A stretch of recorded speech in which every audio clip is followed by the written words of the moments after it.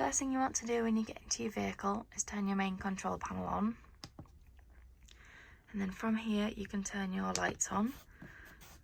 So the one with the light bulb is your internal light, and then the other one is your awning light. So turn your internal lights on, and then for your awning light you can choose how bright you want it. So depending on how dark it is outside, you can scroll from 0 all the way up to 100% brightness. Next we'll move to heating. So for this you just want to click it on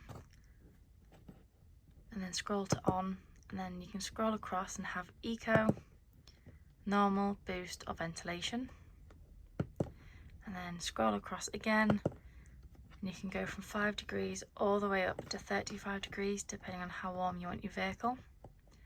And then once you've picked a specific temperature, click and your heating will come on. Next we have your water pump. So this you can turn on and off. When it's on, it just gives you a pressurised flow of water through your vehicle to your kitchen and bathroom. And then next we've got your battery levels. So here you can see your vehicle and leisure battery levels. To get a true reading for your leisure battery, you need to have it unplugged and not hooked up. And then finally we've got your water.